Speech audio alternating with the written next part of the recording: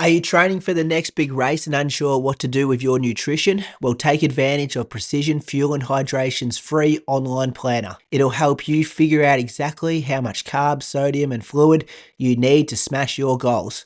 I swear by their 90-gram resealable gel on all my long runs and recently used it at the Ballarat Marathon. Click the link in the show notes, use the planner, and get 15% off your first order with the code INSIDERUN15. Support the Inside Running podcast and boost your performance. Now let's dive into this week's episode.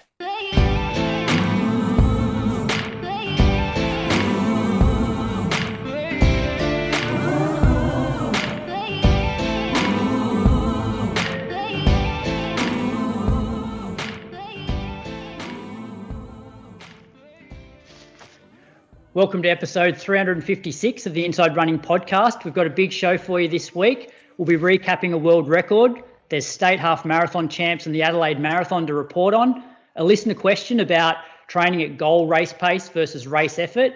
And we have a big name in Australian distance running filling in for Brady. But firstly, welcome to a semi-big name in Australian distance running and a man who could have been an Australian Defence Force marathon champ had he spent longer than 6 weeks in the Navy. Julian Spence, welcome, mate. Oh, mate, I thought you'd done Jess dirty then by introducing her as semi-famous. No, mate. Then we just, the old Navy get to mention once a year. Funny story. I did join the running club at the Navy when I was in there. We used to have to do like sport every Wednesday afternoon or something, and I was signed up to the running club. I'm not sure why I did that, but everyone was so slow. I just did push-ups. I would run to a certain spot. I'd do push-ups until they caught up and then go running. And I thought, geez, runners aren't very good, are they? Because I notice every year, Moose, when you enter Gold Coast Marathon, because that's often when they have the Australian Defence Force Marathon Championships, and it's like, do you want to tick that box? So yeah. Could have been you, mate. Could have been Aussie champ. Maybe I should. Do you reckon you could do it for? I'm not going to call myself a veteran.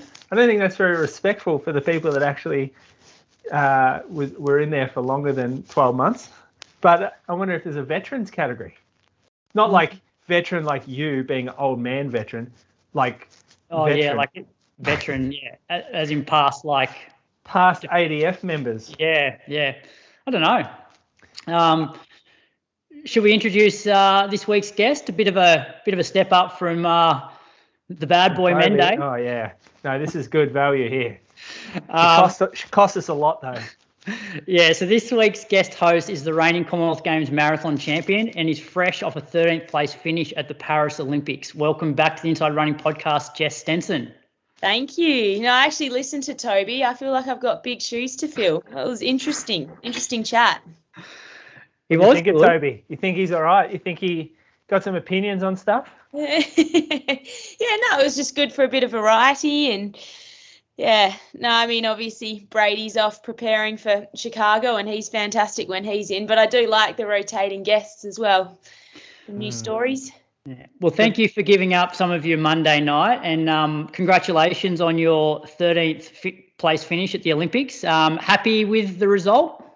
I am, yeah, and I've had a fair bit of time to reflect now, and when I spoke with you both on the Gold Coast, however long ago that was now, a couple of months, I said I had big goals for this race, and at that stage I wasn't sure how the rest of my prep was going to go, and I was really happy with what I was able to get done in St. Moritz, and then we had that bit of heat training in Montpellier at the end, and so I lined up thinking I just want to go for it and aim for that top 8 position. But I feel like 13th is where I was at. I gave it everything I had, and we'll talk about it in a little bit more detail. But aside from potentially if I'd found that bit of a kick at the very end a bit earlier, might have perhaps got one more spot. But I don't think so. I think I did everything I could. So came away feeling very satisfied.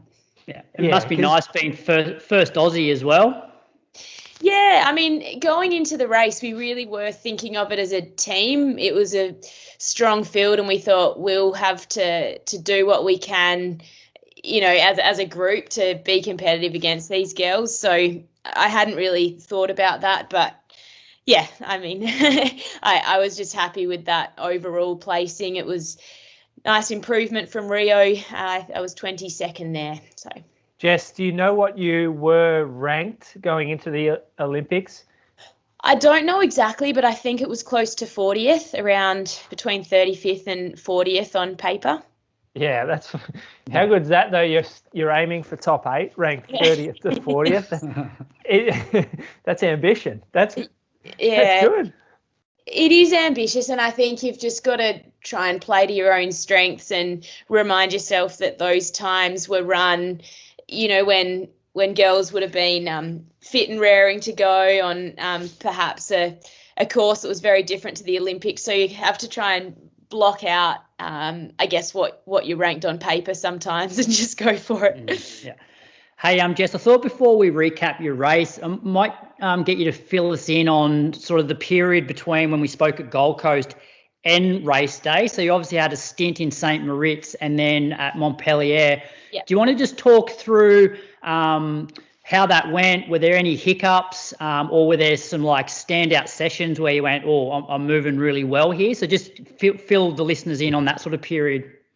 Yeah, well, when I spoke, I was feeling pretty nervous about the upcoming flight. It ended up probably being a bit better than we expected. So we flew out of Brisbane at 9 p.m, which meant that the kids fell asleep quite soon. And we did have a block at the start of the flight where it was pretty peaceful. And so when we finally arrived in St. Moritz, we were tired, but we slipped into the new time zone pretty quickly. And I had a session that Friday. So we got in on Monday and I just jogged for the first few days and felt very heavy-legged in my first run, which is to be expected, but then was able to get some nice trail runs in. I really enjoyed this time in St. Moritz. This was my 4th time there, and this was the first time I actually chased hills. I was seeking out hilly runs because of the course in Paris, so I got to explore a few new little spots, and yeah, we had a great time there as a family. But that first session on the Friday was at the airport in Samadan, so that's fairly flat. There was one little spike, a short hill at around the 3K point, which came straight back down, and then all up it was about a 5.2K loop. So this particular Friday session, it was a bit messy. I was waking up early, so I went out at about 7:30. There was a storm due to come, but I thought let's try and sneak it in before this storm arrives. And I was with Avish, who is an exercise physiologist and was over there sort of as just a high performance support person for the Australian team. And I finished my warm up 20 minutes to the airport, and then it started lightning. There was lightning, thunder, heavy rain. I just had my gel ready to go and we had to call it. And so I sat under a shelter for the next hour because we were a fair way from our accommodation, and started my session an hour later after waiting under the shelter. So it wasn't the best prep for a session, but I saw it as a chance to try and prepare to do a hard session when things hadn't gone to plan, because that can happen at the big events as well. And it was 18 Ks of, must have been 2K on, 1K off, 1K on, 1K off. So basically 2K and 1K efforts with 1K float.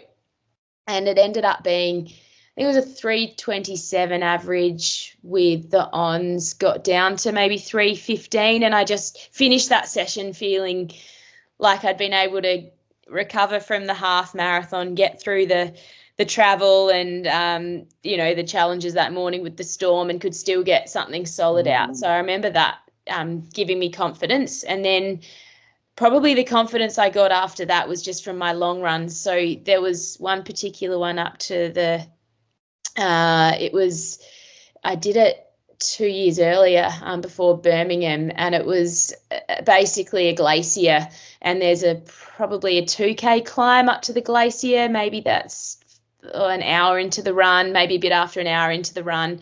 It's quite a strong or solid climb, which now I look back, it's probably a similar gradient to some of the hills in Paris. And when I completed that 2.5 hour run, I felt like my legs had handled the up and the down hills well. So that was a good one too. And then probably the only hiccup I had was my last week up there. I had a bit of knee pain, and I was meant to do a 21K fartlek session, which I didn't feel like I needed that session. I thought, if anything, it was a bit risky, and so I decided to sit that one out because of my knee, and eventually got to see a physio when we arrived in Montpellier, and it was just a bit of an adductor, mainly related to tension niggle that he was able to sort out really quickly. So I was glad that I'd made that choice to sit out my final big session. Hey, just for that 18K session where you average like 3:27s, if you were doing that at sea level, like how many seconds a K do you allow for St. Moritz versus Adelaide? Yeah, it was hard to know what to aim for there. When I'd done a similar session before Daegu, I think the average was 3:23 or 3:24. So, yeah, I sort of thought maybe 5 seconds, and that's kind of where it worked out to be. Yeah. And sorry, this was my last one. St. Moritz during that period, were all the big guns still there? Like, was it who's who of distance running there when you first arrived? Yeah, it was pretty unreal. I remember my first gym session, there was sort of Jake Whiteman, and I mean, he ended up being injured and didn't get to compete, but Laura Muir was on the track, and then of course you got Oli, and Jess had just left because she was about to race in the Diamond League. She'd been there though for a number of weeks, and then there was Lyndon, Abby, Dylan was jumping in and helping some of the athletes with a few reps because he obviously loves the shorter stuff. So it was pretty insane. Actually, one of my first jogs, I was running along and thought that looks like Jakob's technique. Got a bit closer, and he was just doing a couple of strides on the road in front of his accommodation. Was he staying in that place right next to the track? Yeah, our residence MC. Yeah, he must always stay in that same spot. I think so, yeah. How cool seeing him out there. Hey, when you got that knee injury, did you have to miss any days of training? Like stop running? I did. So it was a Wednesday, I think. And so I took that. Actually, I started my run on that Wednesday. So the Middleton family had arrived. So Tom Middleton, who came to Daegu with me, he was actually there for a week just on a holiday. And so he was really keen to see some of the runs. And this particular Wednesday, I wanted him to, see one of my favourite Wednesday runs. So I said, I'll try to take you out to it. But a little way in, I was like, nah, my knee's not right. I'm just going to walk back and sent him off on the run. And so then I might have cross-trained that day, I think, and took Thursday off. We ended up going for a ride with the e-bikes, which was good fun. And then the Friday was when I was meant to do that session. That ended up just becoming a jog day. And then I did a little, it was an 8K session on the Saturday. And then my training sort of went back to normal from that point. What's your head like when you're how long out from the race? Like 3 weeks, was it? Yeah, so we were due to head to Montpellier the following week, which would have marked, there were 2 weeks left to go after that. Oh, and you're missing days with a knee injury. That must mess with your head, something serious. Yeah, I was almost more concerned about overdoing it, to be honest, because I know when you've banked a lot of training and you've got a couple of weeks until the race, you can be greedy and you can just tip yourself over. And I was worried that might happen. So when I saw that big final session on the program, I remember thinking, I'm not sure whether we should adjust that anyway. So I wasn't too concerned about my knee. Just it wasn't similar to bone stress injuries I've had in the past or anything. I thought it was a soft tissue injury. So, yeah, in a way it plays with your head a little bit, but I think taking on a big session just, 2 weeks out would have worried me as well. Yeah. I just there's so many people miss the start line though. Like you get that niggle, turns into something a little bit angrier, and then you start your week out, and then you just don't sleep well, and you're mentally stressing, and I reckon it ruins more races. Even though you might be healthy on the start line, the 2 to 3 weeks has just been a mental head game. probably similar to maybe how Sinead was, where you're just living in your own head about your injury. Yeah, and obviously sleep is so important for recovery. So if something's affecting your sleep, it can spiral out of control pretty quickly. And it's interesting, when we did go into the village, there were a couple of girls who training had been going really well, and they basically finished their training camp and then an injury surfaced. And so we were starting to hear stories of, a couple of athletes who had been smashing it up at altitude, and then it wasn't until they started their taper that the injury actually presented. Yeah, that's so worrying. It's just so, yeah. And Jess, did you do much heat stuff at St. Moritz, or you just saved that for Montpellier? I did. So it was expensive. So they've got this incredible aquatic centre up there, which you'd remember, Julian. There's water slides. Billy loved them. When we actually arrived, there'd been heaps of rain and flooding. So that aquatic centre was closed for the first half week because the flooding had gotten into the aquatic centre and impacted the pumps for the water slides. But anyway, I looked into sauna sessions there, and it was 24 francs per session. So I was only doing half an hour, so that was about 40 Aussie dollars. I was paying like over $1 a minute to sit in the sauna, but I figured it was it needed to be a priority. So I was doing 2 sauna sessions in St. Moritz, and then I had been doing about 2 a week in Adelaide for the final few weeks before we left as well. Were the walkers still there? They were. So they were staying in Stellarina outside of St. Moritz, and there was a different that's probably where you did your sauna session. I thought they might have. We kind of snuck in on their sessions though. But that was a lot cheaper to go to the sauna. I didn't. I probably should have looked into that. We didn't actually have a car up there, so it would have been a lot of bus trips. But AA fix you up for that though, surely. Not sure. Good to know. And so, Jess, moving to Montpellier, like anything exciting happened there, or it was just sort of, I guess, waiting to move to Paris? Yeah, so I stayed in an Airbnb rather than Crepes, which was where a lot of the team members stayed. We only had about a 2 to 3 day crossover with the rest of the team before they actually went into Paris. So it ended up being the marathoners predominantly just hanging out, and our Airbnb was in the old town. It was a really good spot, actually. We loved it. I mean, we were only there for a week.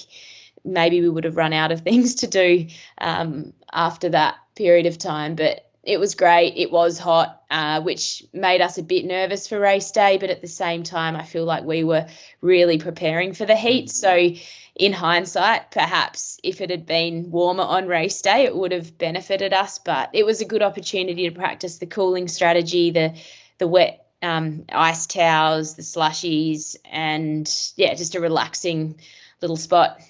And did you have much of a support crew left with you, or did they all head off with the rest of the track and field team? So the medical team headed off. We had access to like a physio / massage therapist just from France was available for us. But apart from that, it was really just Collis, our team coach, was there, and he was assisting us on the bike. And it was just a really nice opportunity to hang out with the marathon team and get to know everyone really well before we headed into the village. Yeah. What were some of the things that you noticed people do differently with the team all together? Like, was there something that stood out where you thought, oh, that's a bit different? Not really. So Pat Tiernan had his strength and conditioning coach there. And he was really fascinating. I loved seeing how they do things just a little bit differently. And this wasn't in Montpellier. This was actually a day or two before the men's marathon. I was out with my family in a park, and I saw Pat and his strength and conditioning coach there, and they were like running along with a skipping rope, doing all of these drills to sort of get his legs turning over quickly. And he was just so passionate, this guy, and he actually is the coach for Cole Hocker as well. So it was cool after his win to have a bit of a chat to him about his thoughts on it. And yeah, I loved how they were doing things just a little bit differently. And rather than having his running coach there with him for the weeks leading in, it was actually his strength and conditioning coach. Yeah. Yeah, wow. So then I guess you move into the village. How many days before your race? So we had it was 3 to 4 hour train trip on the Tuesday, which was, a little bit earlier for the girls than it was for the boys before the race. We got in quite late that evening, so we quickly got our bearings in the village. Wednesday morning, all got up and went for a little run, which it was a very small loop. You basically did this lollipop-shaped loop in the village that was maybe a K or so. So I'm glad we didn't have too much running in the village.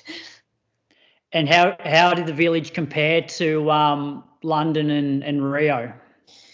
I mean, London was my first Olympics, so I went into that one very wide-eyed. I feel like the village was massive, but maybe it's just because it was all new to me. One thing I noticed in London, though, was that there was really heavy security. If you wanted to leave the village, you had to go out of, like the airport type screening, and then you had one other screening, and then you were finally out, and you had to walk a long distance before you could actually meet anyone.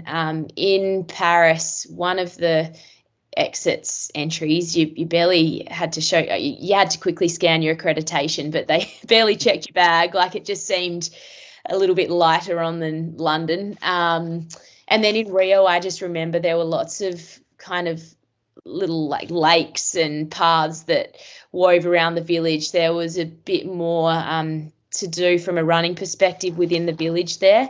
But no, this village was great. I think there was a lot of talk about the beds. When you're a marathon runner or you're not that tall, I don't think it's an issue. Maybe some of the other sports, they would have felt like they were a bit too big for these cardboard beds, but they do the trick. And we had mattress toppers, and the food in the dining hall was okay, but we had a really great setup in the Australian headquarters with poke bowls every lunch. We had our own barista there. They were pumping out 1,200 to 1,500 coffees a day, and we were pretty lucky to have that. How many nights were you in there? And so it was 5 nights in total. And do you think that was a really good thing for your race to be able to get away from the family?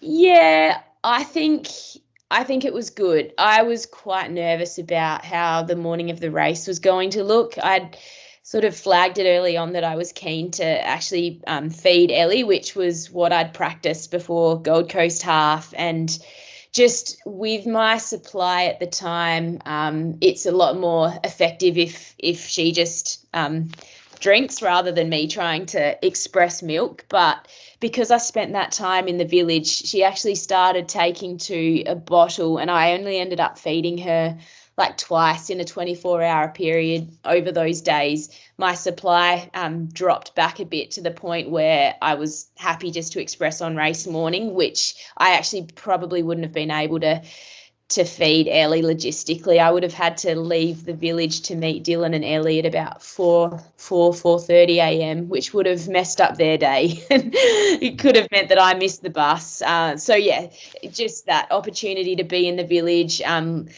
with the other athletes, just going about my routine was really good. And I still got to see Dylan and the kids at least twice a day. Yeah, wow. It's things that you don't really account for, Croaks. No. You haven't expressed before? No, or been doing Olympics. Yeah. All right, well, should we get into the race and race day and how it all unfolded for you? Yeah, sure. All right. Moose, any other questions before we get into race recap? You talked about the working as a team thing.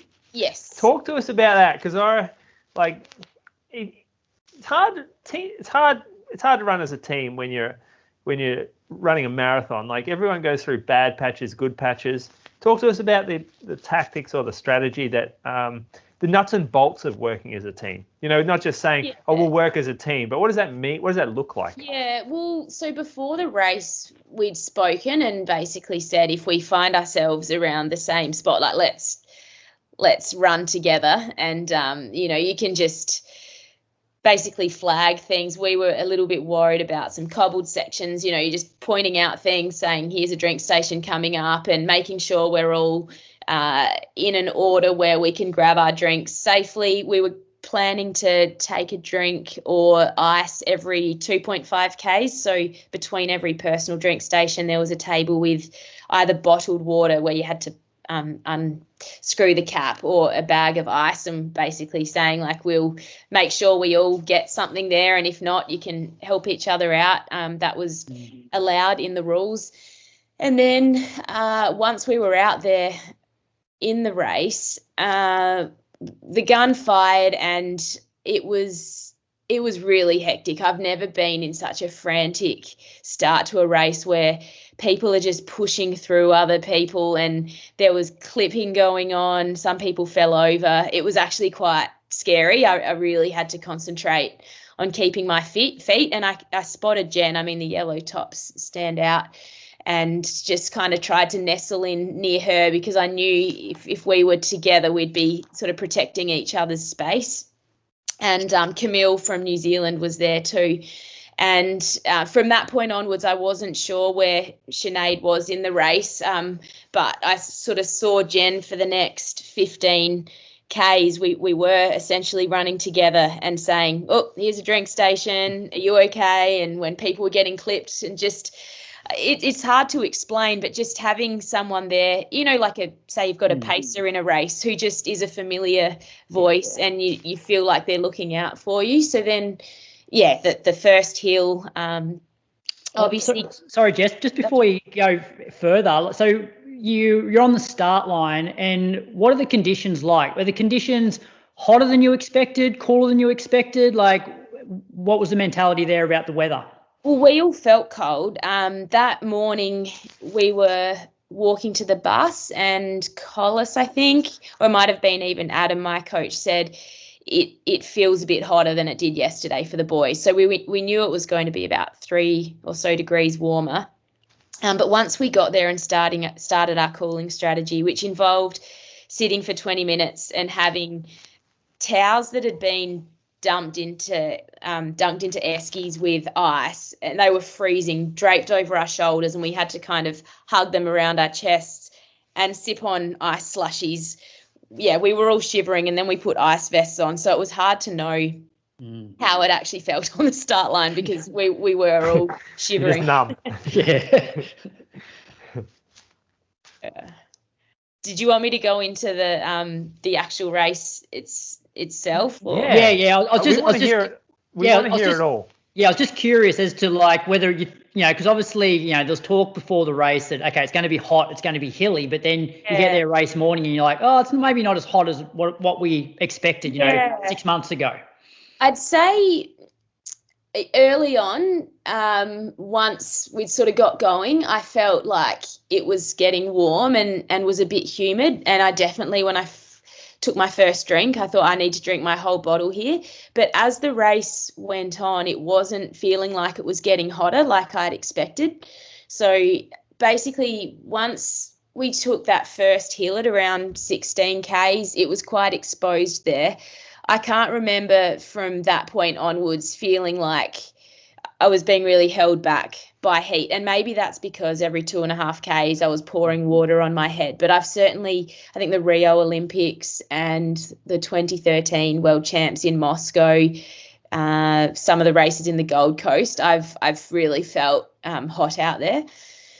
So, yeah, that's interesting that we didn't feel that hot, but it could be because of all the cooling strategies we had in place. And, yeah, I was sitting back in, I wouldn't even say it was a pack. There was a key pack at the front with probably 15 people in it going into that first hill, and we were sitting back a little way, but I was hoping that the hill work I'd done would mean I might be able to bridge that gap.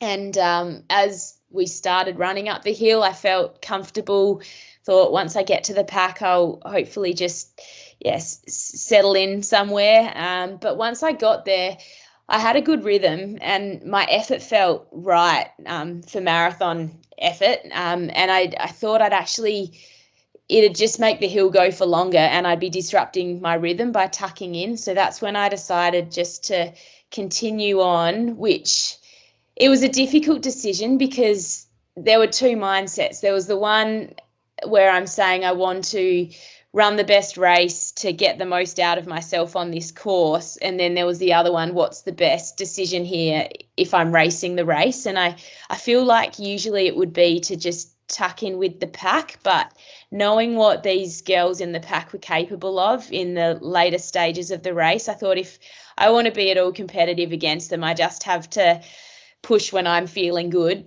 because I know from previous experiences in championships, they'll surge at some point and it'll be a pace that I probably won't be able to keep up with. So that's why I made that decision to go ahead up the hill. And then coming down the hill, I expected them to really push the pace, but they didn't. They were actually quite conservative down the hill as well. It wasn't until we got onto the flat that I engaged back with the pack, and then there was another short, sharper hill. I'd fallen off a bit, and that's where I got back up past the pack and then came over the hill again, expecting them to roll down the hill, and they didn't. And that was when there was that halfway point, and I was quite torn there about what to do. I thought, I don't want to be out here on my own leading, but I also don't want to slow right down, join the pack, and then they're going to surge and I'm left behind. So that's when Jen came up beside me at that point. She basically just goes, it's me, I'm here, and said, sit in behind me for a little bit, I'll lead a bit, and then you lead a bit, we'll just rotate on the front. And then within a little while, the pack caught us. But just that, I guess, gesture from someone in your team, not that it was even about sort of us sitting at the lead or having someone sit on us. It was just the idea that someone familiar is here, we're helping each other out. It really can calm you and also motivate you within the race. So that was probably the biggest moment where I think teamwork got me excited, and I just felt instantly relaxed in a moment when I'd been really, just mentally not sure where to go with it. I hadn't really envisaged a point in the race where I'd be out the front. What about the camera on you? At that moment. Yes, the camera. You have millions of people watching you. Does that go through your head at that point? Like, you can see the camera facing straight at you and there's a million people looking at you plus. Yeah, so that definitely went through my head when I passed the French girl up the first hill. I thought, I don't even want to think about like what people might be thinking at home, because, well, for one, the boys had said to us, don't be too conservative through that 15 to 30K section. They said in hindsight we might have been a bit too conservative to save ourselves for that big hill, but he said they'll get rolling and you need to go with them. So I was thinking, oh God, the boys are going to be thinking I've taken their advice way too literally here. And I had to kind of just block out the enormity of the race, or the fact that it was the Olympics. I remember just trying to picture myself on a training run back in St. Moritz and forget what was happening around me, but I could hear Ryan Gregson like yelling out to Jen, and it was a crazy atmosphere. And then the other time I felt really daunted by the cameras was coming up to the big halfway arch. So I didn't sort of see it coming, and then suddenly we've come around a bend and there's the big 21.1K marker, and I just sort of thought, okay, the pack will catch me in a minute. And then I was getting closer and closer to it, and I just kind of, you're not going to have that forever though. Crossing the timing mat was, you're going to be able to tell your grandkids, I was leading the Olympic marathon at halfway, and that's epic. Yeah, and especially when it's not like it was suicide and you blew up, you know, like you pretty much even split it, didn't you, the race? Yeah, and I think it was difficult because I thought to be competitive in the race, I had to capitalise on my strengths, which was the hills, but then also running an even pace. So looking back now, I still feel like that was the best option for me, just to keep my rhythm going. But it just, you kind of look back and think, what could you have done better? And I think it was nice. I was getting the cool breeze. I wasn't getting clipped, but it was certainly a bit scary. You're on camera. So what Can pace? I just wait? No, Croaks. I got to just put on for the record. You were worried about what people were thinking at home. The watch party. I was at Ali's house, and we had a bunch of people around, and everyone was out of their seats, like cheering. So that's what people in Australia were thinking when they saw that. It was a highlight of the Olympics. A sitting duck, but certainly, my grandparents and Billy's little schoolmate or kindy mates, they said they enjoyed it. So I guess that's the main thing. So where were we up to? So at what point did you then get caught and they sort of surged away? Yeah, so I'd love to have a clearer memory of what exactly happened, but I think so soon after Jen and I were together at around 22 Ks, there was the odd drink station coming up, so the 22.5 K where you can just grab a bottle, and I think a few people sort of accelerated towards that, and then there was a bigger group surge going into the 25 K station, and I think at the time I was just continuing to run at my own rhythm and thought, no, this effort feels right, and we do have the really big hill coming up. Based on the first two hills, it seemed that the pack would potentially slow up and then potentially down that hill as well, which was a 2K downhill stretch. And so I didn't put myself on the red line to keep with the pack at that point. But by the time I got to the hill at 27.5 Ks, I was really on my own. The pack was way ahead.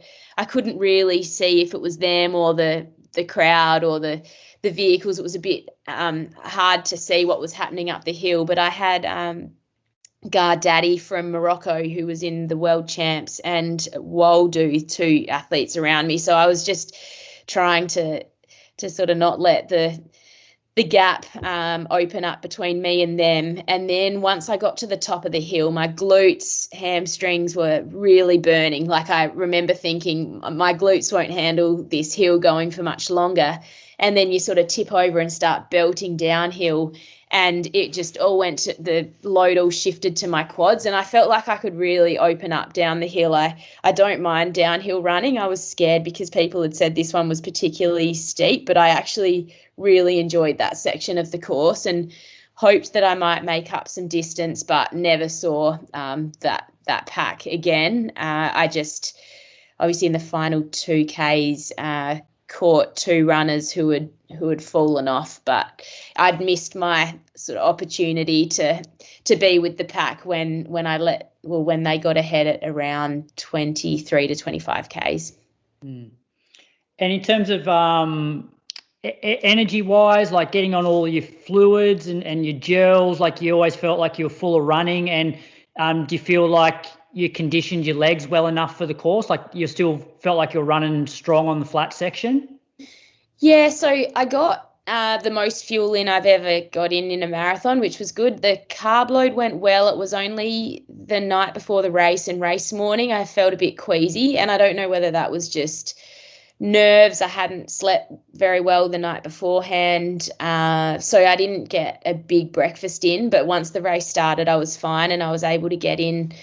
I was taking some of the gel 160s, so I got 2 of them in, a calf gel, another like the smaller gel, the gel 100, and then all the Morton, Morton. So 2 Morton gel 160s, a gel 100, a calf gel which is 100, and then even took one at 40 Ks as well, just a mouthful of one. So I've gone 4 in a race before, but not 4 and a bit, and previously I was just taking the gel 100s, not the 160s, and the 160s have 40 grams of carbs in them, so I definitely felt like I was well fueled because I was taking my electrolytes on the odd stations which had some carb mixed within them too.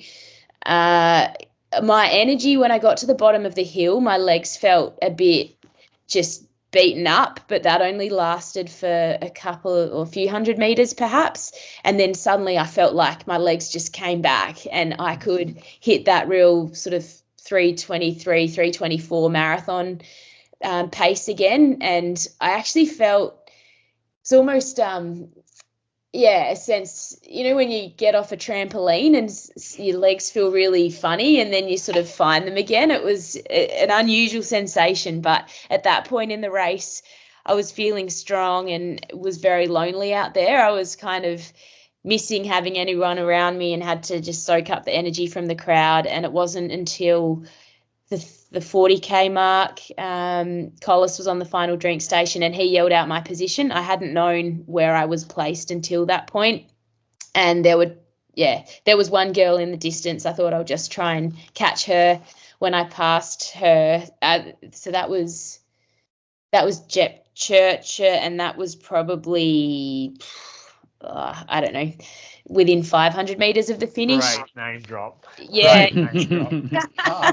Past the current Olympic champ at the I time. mentioned her name is because it did excite me. And Adam had said to me the night before the race, at 30 Ks, just give yourself something to be excited about. It's going to make those final stages so much more enjoyable and you'll be so much more motivated if you're in a position at 30 Ks that excites you. And when I saw who it was ahead of me, that did excite me. And so that was a bit of a buzz, and then saw another athlete ahead. And that's when I realised I had it in me to just pick up the pace a little bit into the finish line. And usually I would have just sort of enjoyed it to the finish and sort of soaked it up. But instead I don't know. I was I was just digging really deep and really gritted my teeth right to the finish line. So I probably just had a bit of a patch there in the final 10 Ks where I felt a bit lonely out there. The rest of the race had been really engaging and there was always something to think about and focus on. And crowd support, like compared to, say, London Olympics, better, worse? Similar, I would say. London, it was a looped course, so I'd say the crowds were probably deeper. But this was still pretty impressive. There were people basically lining every part of the course that could have people on it. The downhill section was a bit quiet, but that might have been because it was difficult to access. In fact, the London Olympics, the course would have been a lot more accessible than Paris. Like people would have had to walk quite a distance or be on bikes to get to some of the locations. So people really committed to being at different sections out on course, which was great. And when you look back in 10 years, 20 years, 30 years, do you think there'll be a clear image of this race like that sticks out for you? Is there a certain snapshot or a certain memory that's going to be with you forever, clearer than the rest? Yeah, it's a really good question. I mean, definitely that moment sort of up the hill, the steep hill where you just feel like you're barely moving. That was just so unique within a marathon to have a hill like that. And I remember just not knowing whether to look down at my feet or up ahead. And when I finally got to the top of it, I was I was stoked. And then just seeing my family afterwards. So we were having the post-race interview and I heard Billy and looked and just, behind where the interviewers were, my whole family was there. And I've never had that at a marathon before. Like Dylan and the kids, my mum, dad, my sister, brother, my mother-in-law, all standing there just to immediately be able to go over to them and share that moment was awesome. Yeah. And Jess, with the hills, like, did you have the opportunity to run up some of these hills or at least see them before race day? We didn't. So Pat had, and Pat was really helpful in the lead up to the race, just sending some videos of when he'd scoped out the course. But we drove it 3 days before the race, and it was a bit daunting. I was sort of anticipating it would be quite hot. We were looking for where the shade was and the exposed areas. We were looking at the surface. And then when we got to the hills, the first one just seemed like a long grind. I'd say that felt better in the race than I thought it was going to from driving it. The second hill was short. It didn't really matter too much. But then the third hill, when we were driving up it, at one point, Andy or someone said, look back, and we've all looked back. And, yeah, it was just like you were on a roller coaster, that sort of feeling. And then we've all just looked forward again and just taken a moment to soak in how steep that hill was. And, it felt just as tough running it as I thought it would. But we did get to see the boys running it the day beforehand, and then they gave us a little spiel the night before our race, gave us their tips, and that was really handy. They just said, look, it's going to be hard for everyone. No one's going to make up much ground on that hill. You've just got to get up it any way you can and then have the legs to run down it and beyond. Yeah. And were you surprised by the time? Because, some people still ran, quite fast. And so according to your Strava, it has, 319 metres of elevation, which is, it's a lot compared to a flat, fast marathon. But you're still able to run fairly quick on the course. Did that surprise you? Yeah, I really didn't think about time much at all, other than when I spoke to Adam the night before the race. He said, what sort of pace range would you like to have in mind for just those early stages of the race? If it goes out really slowly, he said, what do you think would be a reasonable pace to aim for, just to gauge whether you should be near the front or the back of the pack? But I hadn't ever really thought of overall time. So when I saw the halfway split of we were on track for a 2:26, 2:27 type finishing pace. Based on how fast the boys had run the day beforehand, I thought in that moment, these girls are going to really kick it down in this second half. So I was aware that halfway split was, probably going to be a lot slower than the second half for some of the athletes in that race. And it was. And yes. but yeah, you managed to pull off that negative split, which, it's not an easy thing to do. I think, what was it, the top 15 all had negative splits? And then maybe only one negative split outside the top 15. Yeah, well, I think mine was about even, and so I'm not sure whether 14th and 15th were about even too, or yeah. Very good. Any other questions, Moose? Well, we have to ask, what was your experience with Sinead in the warm-up, and did you realise she'd pulled out during the race? No, I didn't. So Sinead and I were rooming together, and it really broke my heart when I finished the race and found out that she hadn't finished.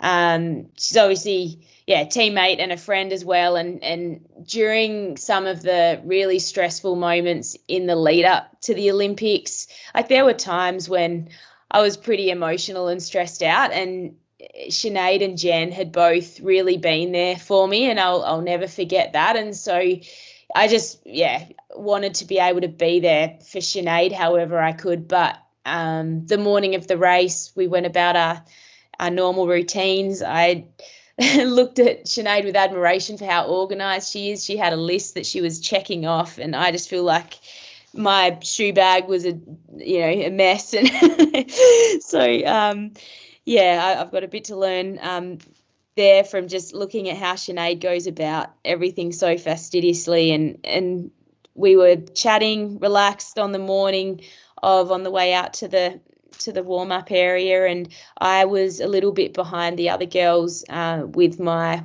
warm-up routine. So they went out to jog, and by the time I went out there, Sinead was coming back in the other direction, and I didn't know why. And then I found out it was because of the quad cramping. And then we started our cooling protocol, and it was really clear that it was getting pretty bad. And Sinead looked stressed, but she was trying not to make a big big deal about it, but was sort of like grabbing her leg and stretching it when we had the towels on us. And when we went out to the start line, we were all just sort of wishing each other all the best. We weren't talking too much about that, but you obviously just hope that once the gun fires, something will happen, adrenaline will kick in. And unfortunately, that didn't happen. So yeah, it was a really tough experience all round, just because we wanted it so badly for her as well. And did you chat to her afterwards, and like, does she put it down to like just massive amounts of stress that caused the cramping? Yeah, I don't think she knows the full answer.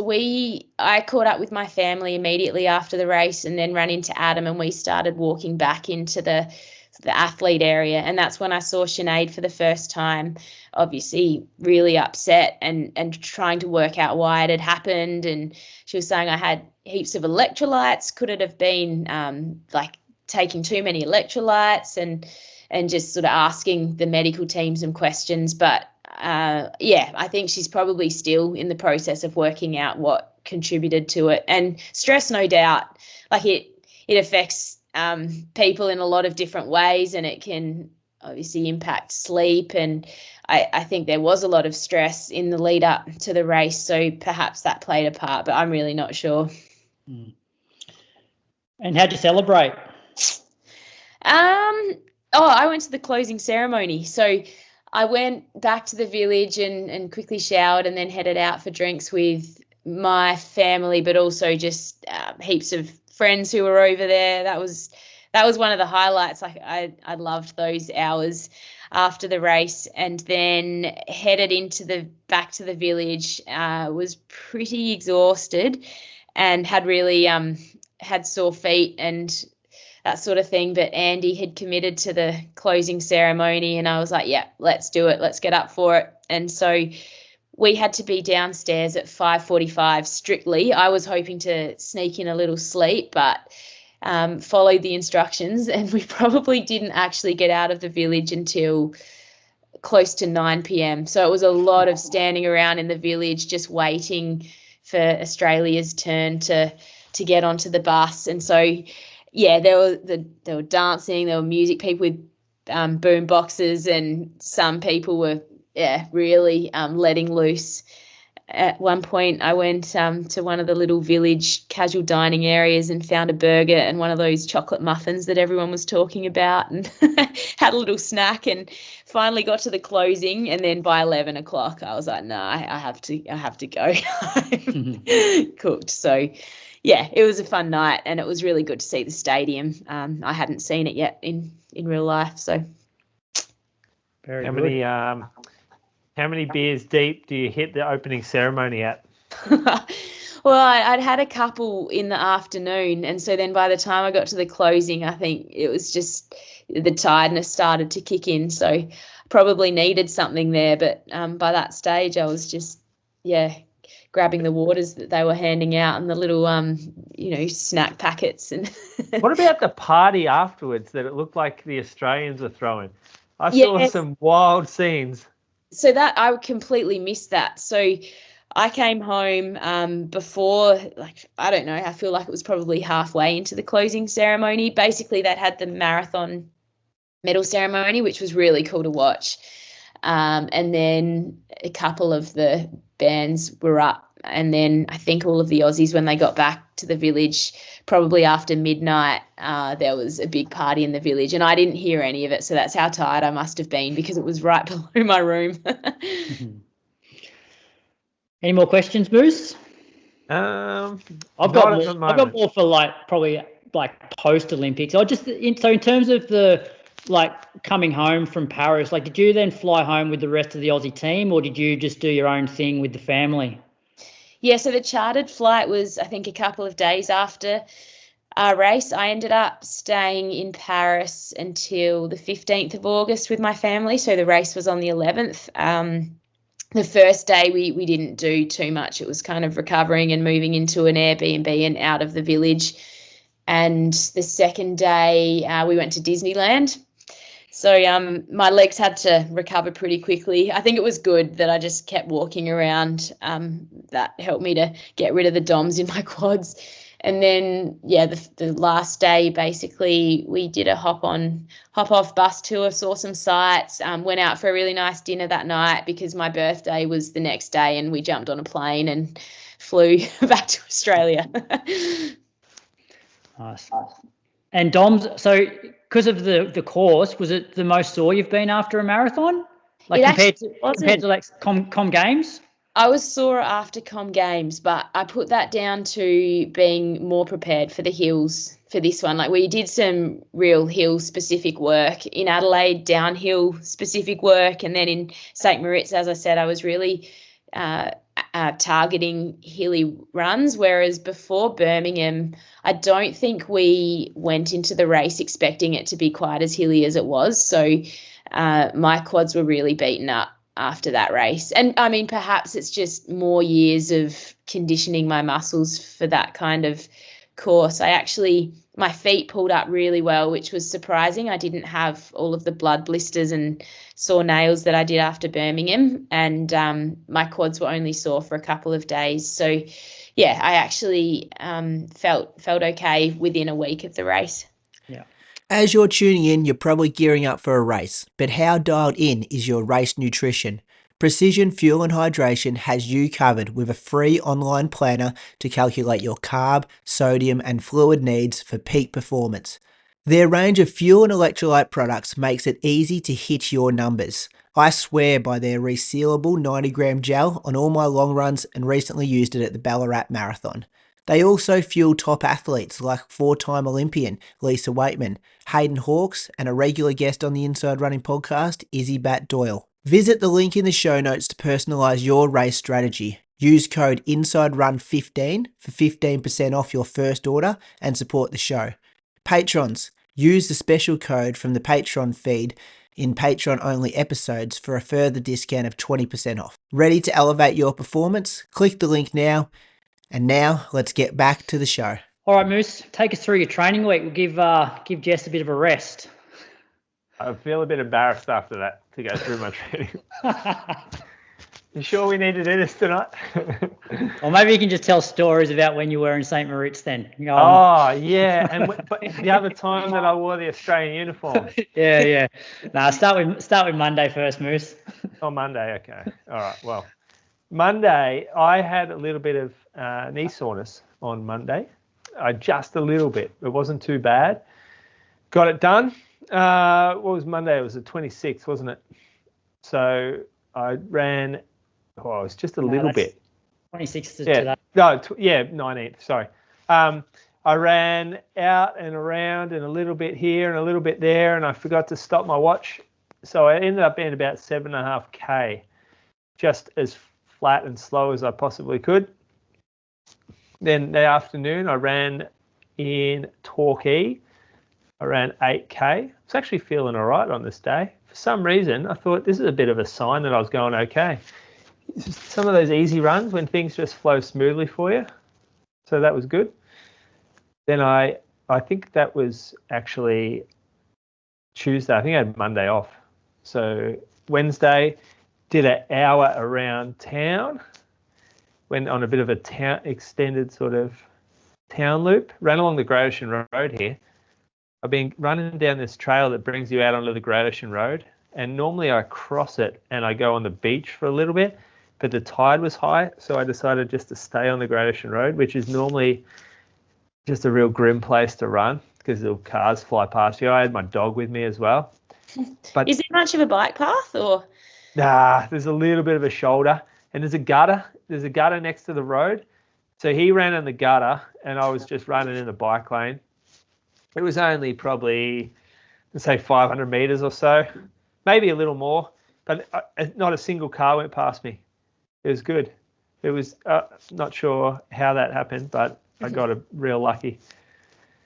Ran on the treadie that other 30 minutes, watched some shit movie. Netflix is full of shit movies lately. Have you seen that? Like cheap stuff. I've been getting into a fair few of the Spanish drug cartel TV series. Spanish or like South American? No, there's Spanish ones with the voiceovers, I suppose. What? Yeah. Where do you find them? I don't know, just on Netflix. I don't mind them. Jess, this bloke's watched so much Netflix, he's clocked all the English ones. He's going to the second language now. I haven't even watched Sprint yet. Oh, neither. Yeah, I've watched that one. It's been renewed too. Oh, there's a women's one, right? Oh no. So there's the sprint that was the series. The last series was in the lead up to the World Championships, but then there's going to be one released, I'm guessing next year, that'll have the same people in the lead up to the Olympics. Oh yeah, okay. Yeah. Did you see that there's an Ingebrigtsen documentary coming out as well? Oh, that'd be saucy. Following them in the 2024 season. Yeah, right. with the family breakup. Yeah. Shit, that's some drama right there. That would be a good series to watch, actually. Well, I enjoyed Team Ingebrigtsen. Is that what it was called? Was it Team Ingebrigtsen? Yeah, I enjoyed that too. Yeah, that's because the only thing that was ever made about running, that's all we had. It's true. We had some weird Norwegian family that we were watching on YouTube. None of them were even any good then. Jakon won the Olympic gold in the last episode of this season, remember? Oh, yeah, in the last season. But at the start. Were watching him when he was a kindy kid, I think. Yeah. Start.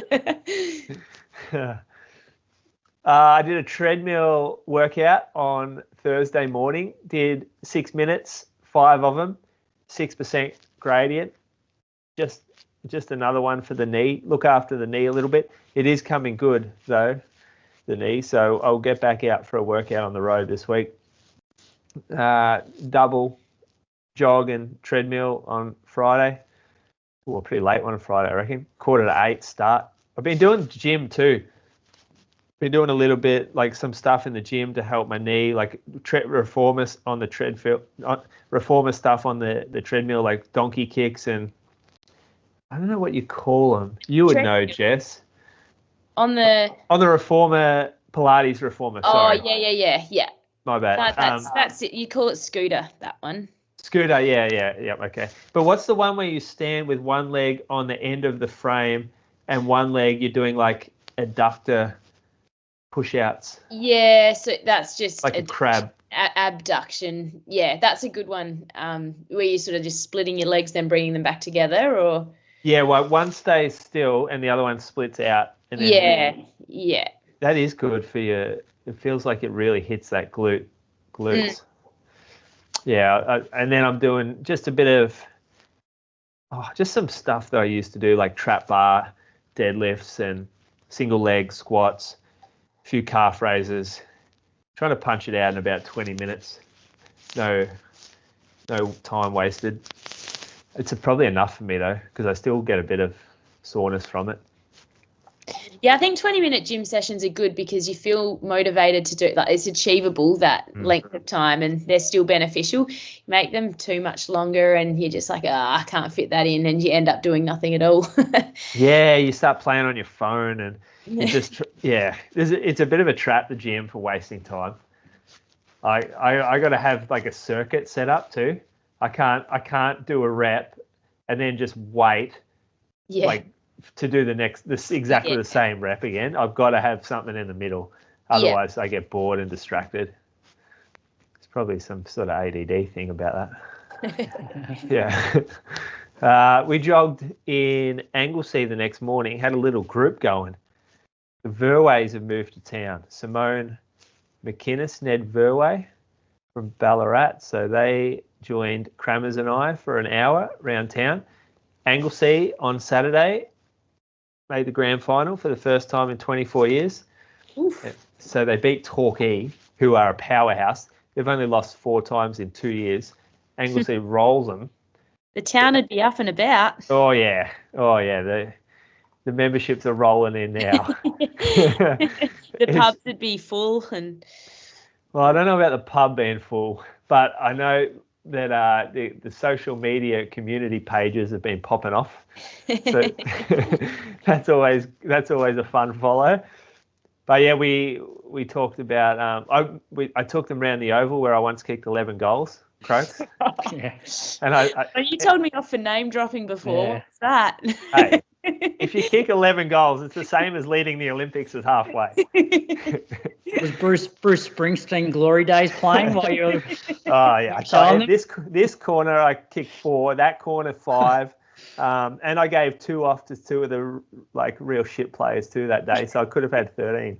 You should have stuck with it, mate. You may have made some decent money from sport. Yeah, this was Division 4 under 14s though, so. Here we go. Truth comes out.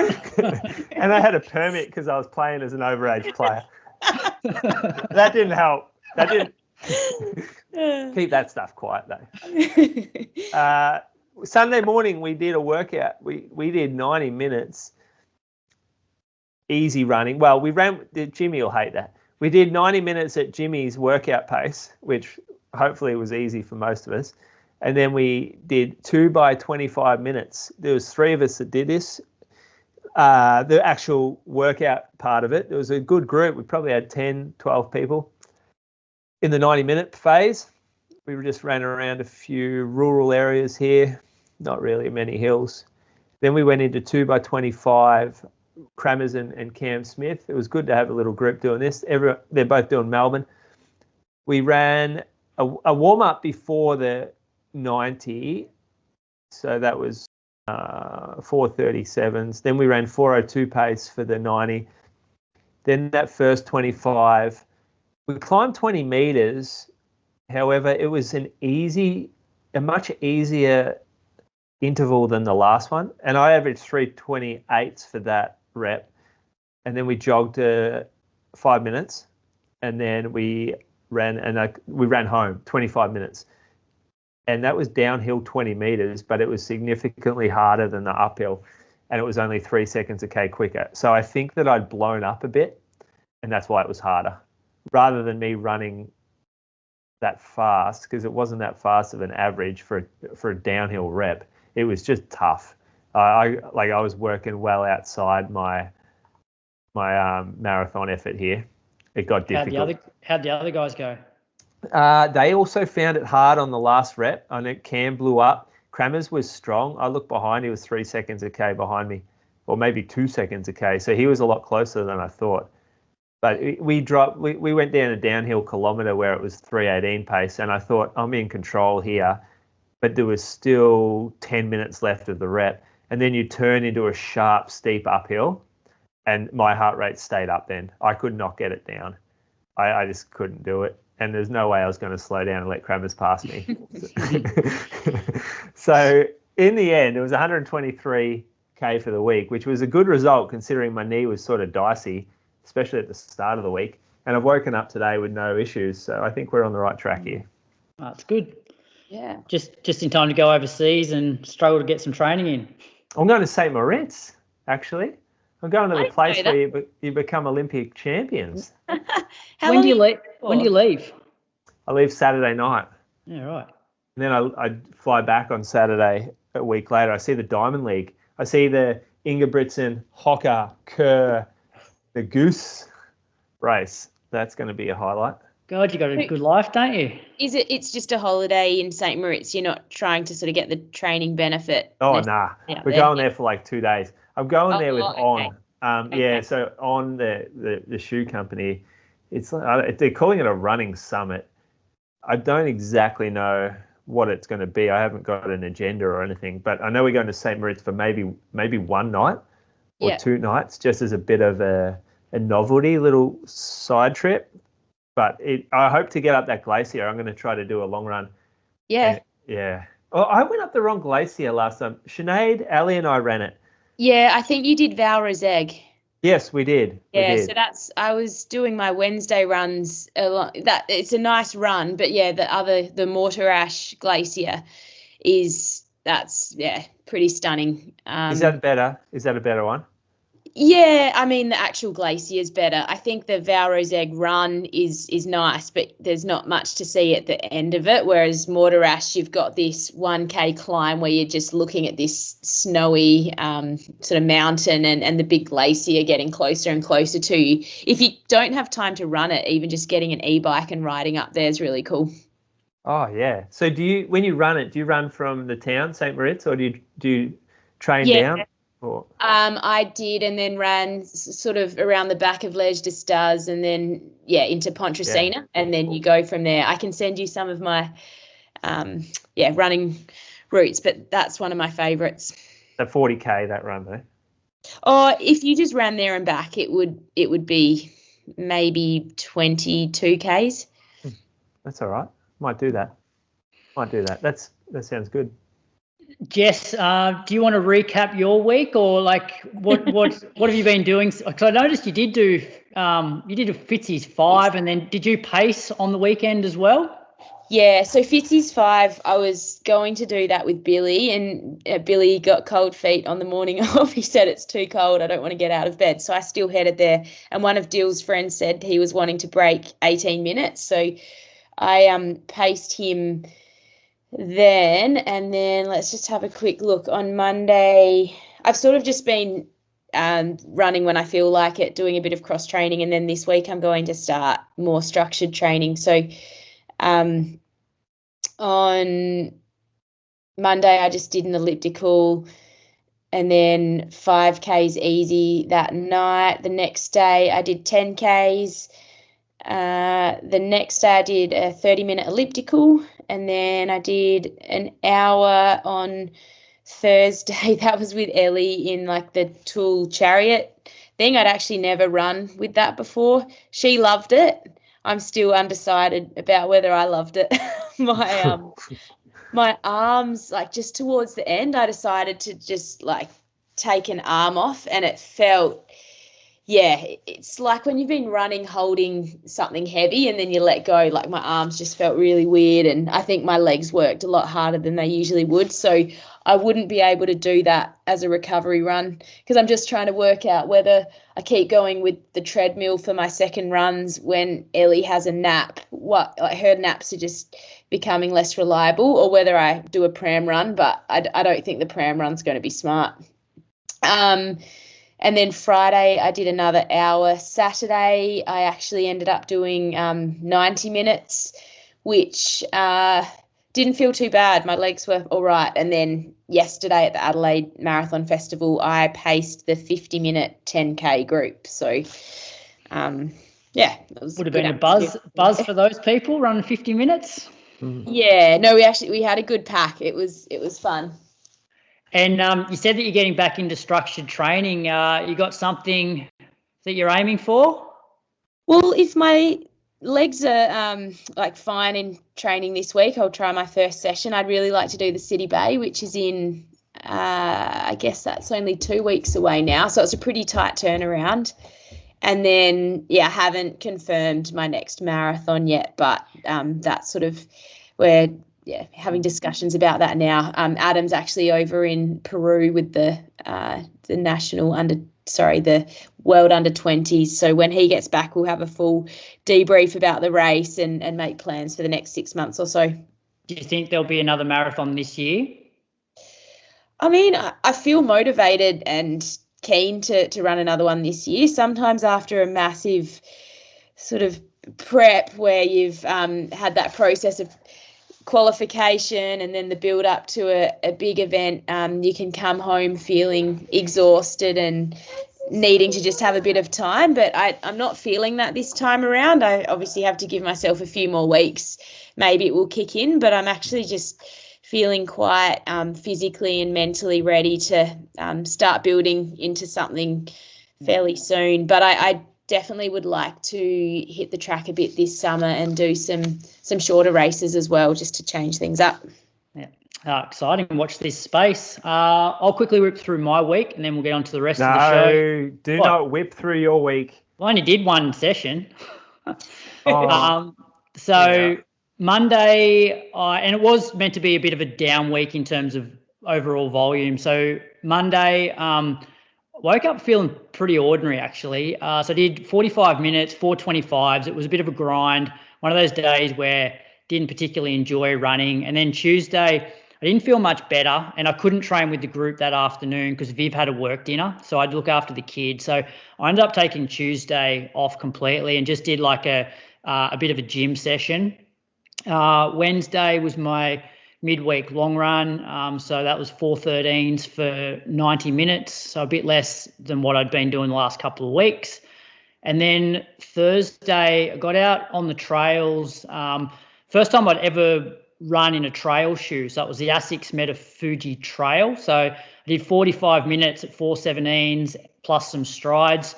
By this stage, I was starting to feel a fair bit better because like earlier on in the week, I'm like, do I basically just jog most of the week and incorporate my Friday session as part of my long run?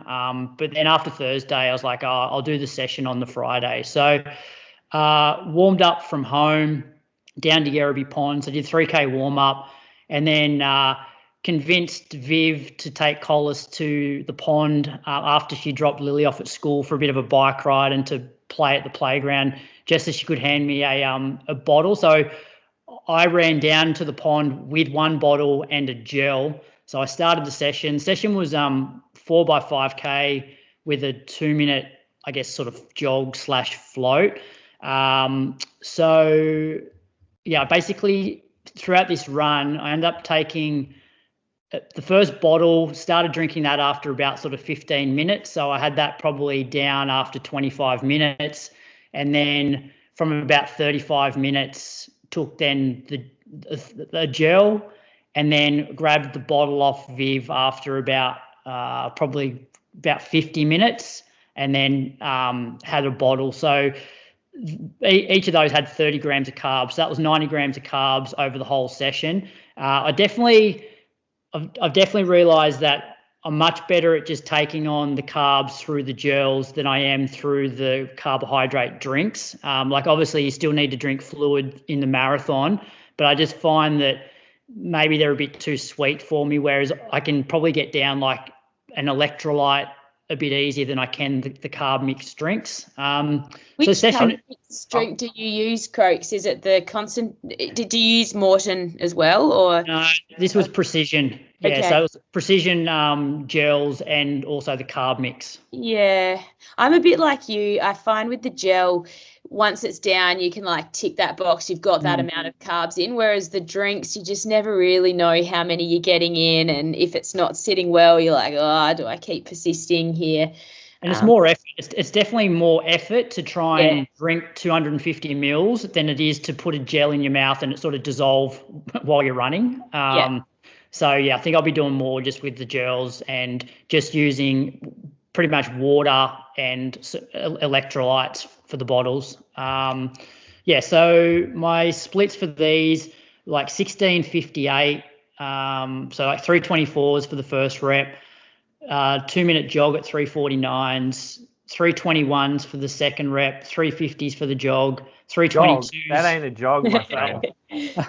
3:22s for the 3:50 for that recovery, and 3:22s for the third rep, 3:45 for the recovery, and then 3:19. And like this session, like I haven't run a lot of marathons. I've finished 5 marathons in my life, and these long marathon sessions, they are there's a lot of time in your own head like questioning why you're out there doing it, because like I got to like 2 reps in, I'm like, maybe 3 will do, and then I got to 3, but then everything starts to get easier because mentally you're almost finished. And I certainly didn't expect my last rep to be my quickest based on how I felt sort of throughout that. So it ended up. I feel like that's part of the training, though. It's obviously we focus a lot on the physical, but I think getting through those sessions mentally and teaching yourself strategies is a big part of marathon prep as well. And you do feel yourself getting mentally fitter as you go.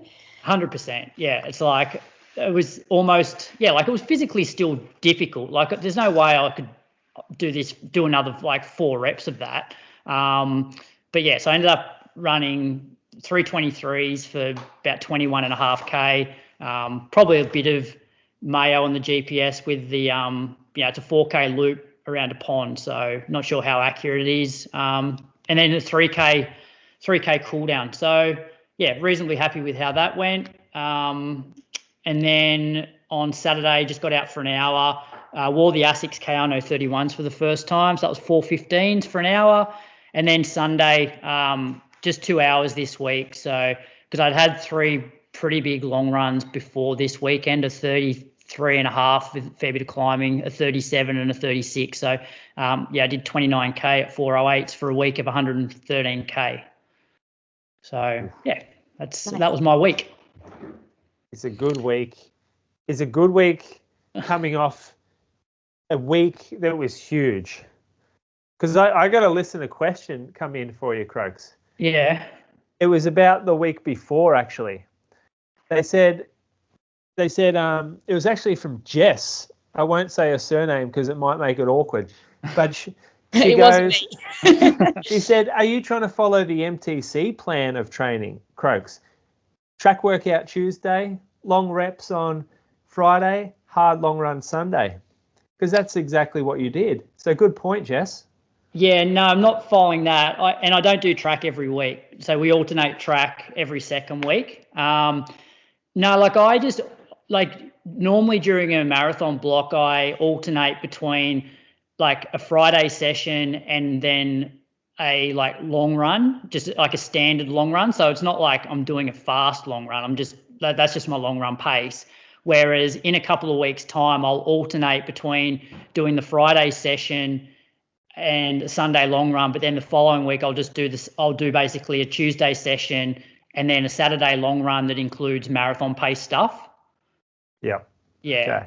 So I'm not, but I'm also like, my last couple of weeks have been like, not like my overall volume's not huge. And that's the one thing that I'm like, this whole prep, like I'm probably not going to have a week like from now on over 140 kilometers, which is like every other marathon I've done. It's always been at least 160k for a big chunk of it. But what I'm trying to do is do 140k, but having a decent midweek long run every week. And so that's between 90 minutes and 2 hours. Obviously like a pretty decent session on a Friday or every second Friday, and then 2.5 hours, maybe 2 hours 40 on the Sunday. So although the mileage is not huge, I've got 3 pretty big days in that week, and I'm hoping that lack of mileage is made up for just those bigger days, if that makes sense. It's not that much lack of mileage though. It's still going all right for one of your age. Yeah, that's true, and that's why I'm not running massive miles. So, all right, let's get on to thanking some patrons. Who you got, Jess? That's a good question. One sec. Go Moose first. Okay. Moose, who you got? You there, Moose? All right, I'll go. I've got Jessica Willis. My bad, I was on mute. I'd actually reeled off this whole thing. Jessica's from Ferny Grove in Queensland. She's run 18:32 at the Kedron Park Run, 38:20 at the 2021 Gold Coast Running Festival 10K, 82 minutes at the 2022 Sunshine Coast Half, and 2:48 at the Ballarat Marathon, where she finished second. Ooh. So, yeah, that's great. That's a good run from her, considering her halves, 82 minutes. Yeah, I wonder if she's lining up again next year on the new course. Quicker course, yeah. That'll sell out. You want to get your entries in, I reckon, to Ballarat. Yeah, for sure. I have Cliff Dowell from Northampton, UK. Best times, 17:52 from a 2021 Willand 5K, 37:05 2022 Leeds Abbey Dash 10K, 82:50 at the 2023 Wokingham Half, and 2:58 at the 2023 London Marathon. Now, a couple of similar ones there to Jessica, actually. Yeah, just 10 minutes difference in the full, but pretty much the same half. Yeah, he's got some work to do on that marathon, I reckon. He's part of PGC1 coaching, which I have no idea what that is, but perhaps they need to work on their marathon plans. Maybe he needs to come and do Ballarat. Oh, yeah. Come on. Oh, well, yeah. What, you don't think London's quick enough?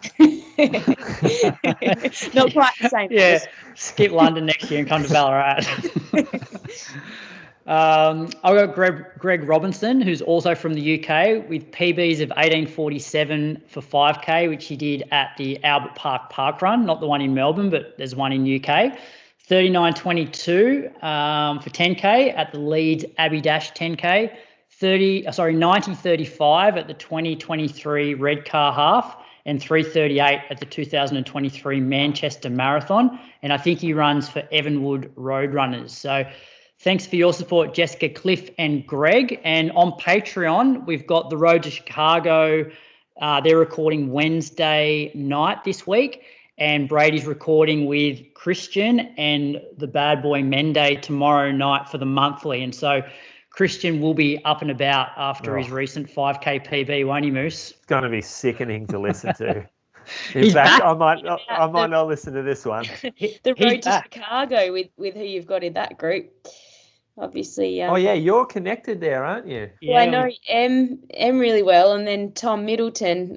We've done a lot of training together, so yeah. Need to loosen them up a bit. Need to get some gags going over there. Everyone's a little bit serious at the moment, I reckon. They've only done one episode, haven't they? Yeah, I know. They need to gel a bit. Third episode, everyone will be relaxed. Brady just doesn't like it because there's no one to ask him about his own training. So I don't know why he picks them, because he just hates it internally.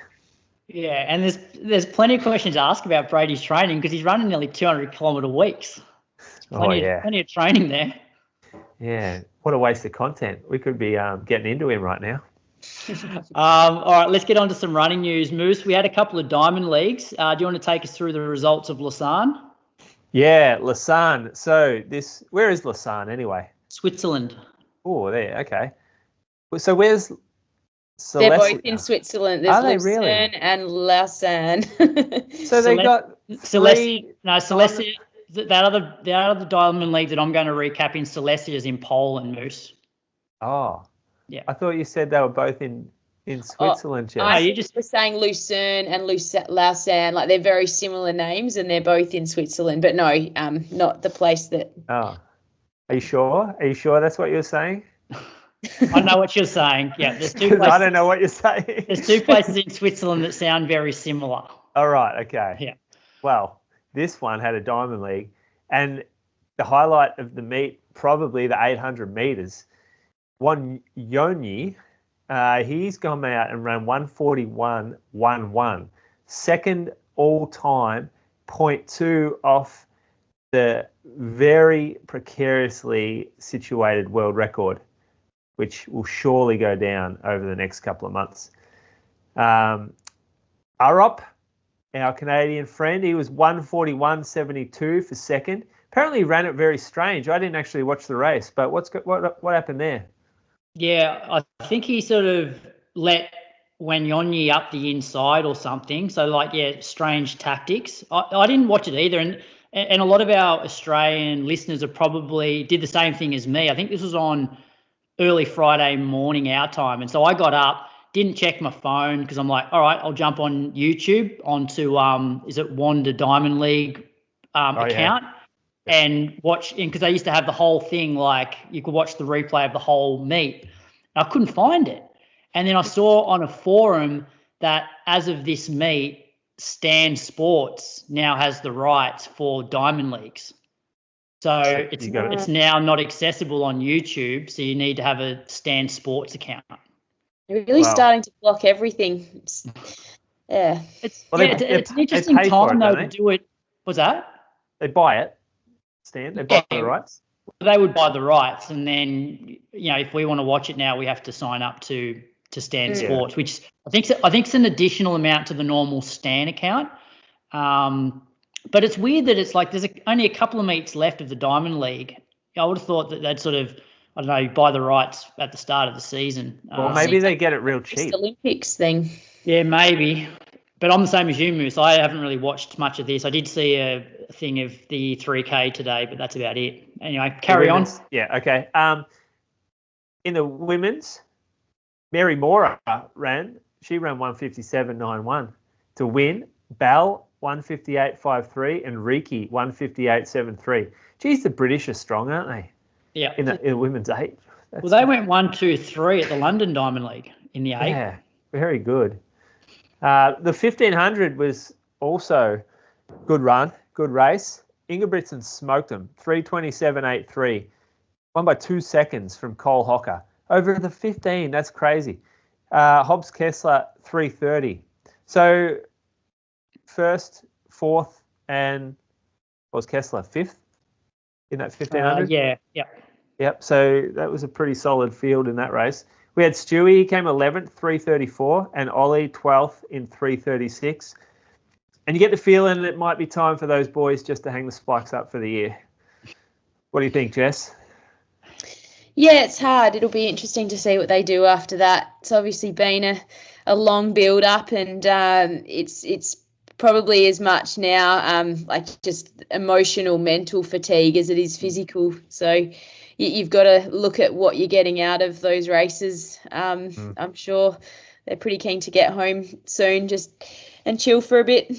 Well, you come from the netball football background, but could you imagine playing a grand final like the Olympics and then getting up and playing fucking round 25 the next week? How hard would that be? How hard? Even it's not even the next week. It's that awkward kind of 2-3 weeks later when you've had to keep training going, and that tough. Just seems so hard, man. Like I could never do that. There needs to be a finish point, I think, to a season. Yeah. And it should just like what they're going to do with the I think was it the World Champs is going to be at the end of a season soon enough, where it just ends and you go, that's it, that's the finale. Go home, drink some beers, do whatever. Next World Champs is in September. Yeah, that's perfect. Perfect. Do you think those, like someone like Stewy, like do you think he's doing it purely, like at the end of the day he's a professional athlete, so he makes a living by running races? Do you reckon, because he's obviously not in his best shape at the moment, do you reckon this is purely financial, the reason why he's continuing to race? Jess, what do you think, would an appearance fee at a Diamond League be worth it? You get paid to come 11th?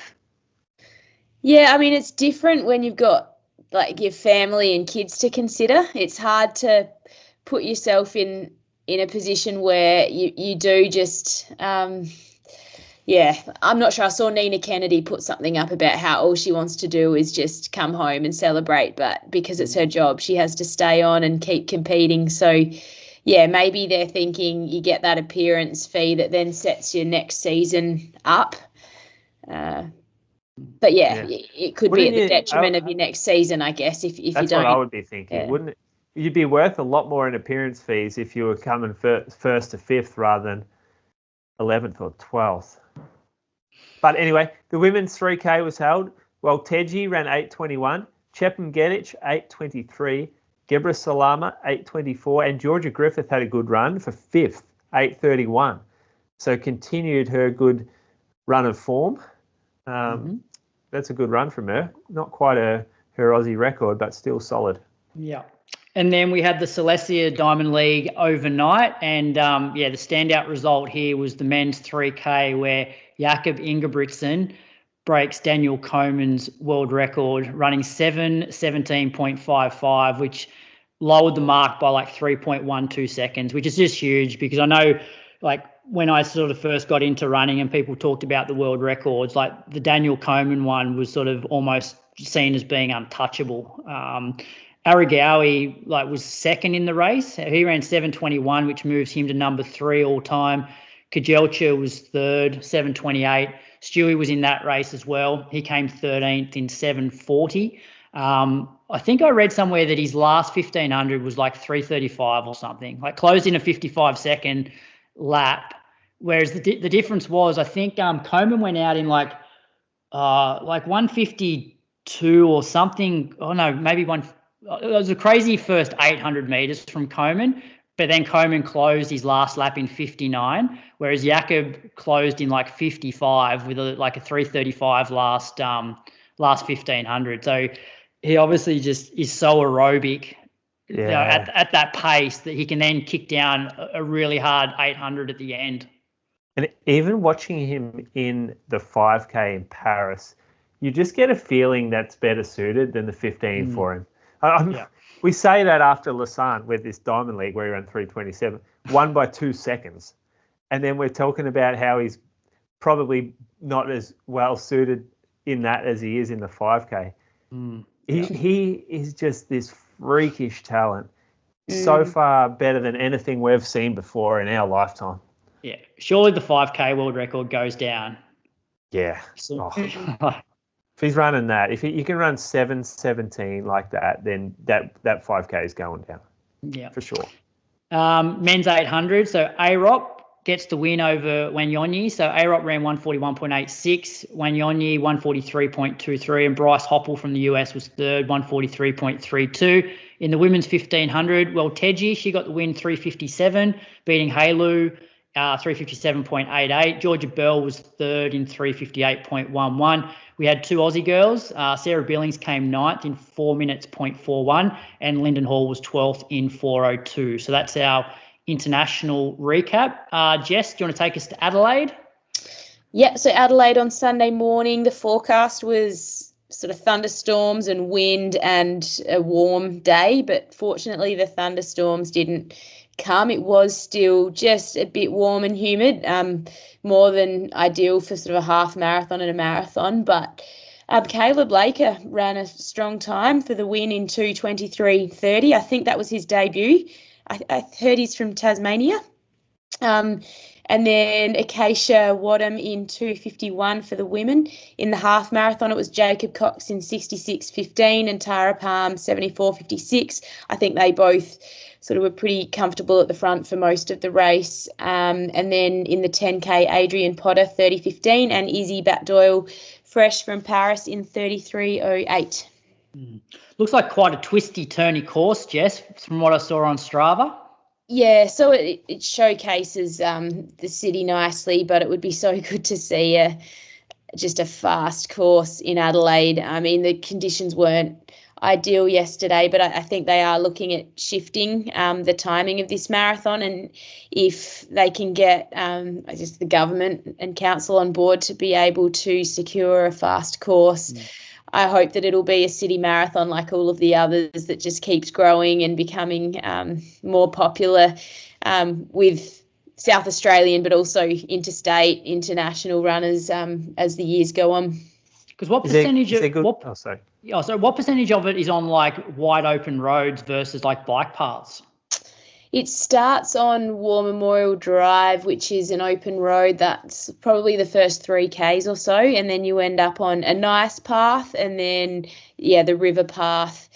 There are just little ups and downs and a few changes in footing. It gets narrow at points, some hairpins. So, certainly it's at the moment it's more of a tourist course where you get to see some nice sights rather than a course where you'd be attacking a really fast time. Yeah. Is there Moose, is there good cash on the for the winners? Potentially a couple of grand. I'm not exactly sure. There was prize money for every event, but I don't think it's more than $2,000 for the marathon, but I'm not 100%. I'll try and have a look, Moose, while you take us to Sydney half marathon or New South Wales half marathon champs. New South Wales half marathon champs. So where's this run? I don't know. It's around Homebush. So like where they do Sydney 10, they do like three laps, sort of 3 7K laps. Yep. Okay. The winner was Tom DeCanto for the men, 65.04. I believe he followed that with a double that evening. And then a long run the next morning. He's doing some crazy stuff at the moment, Tom.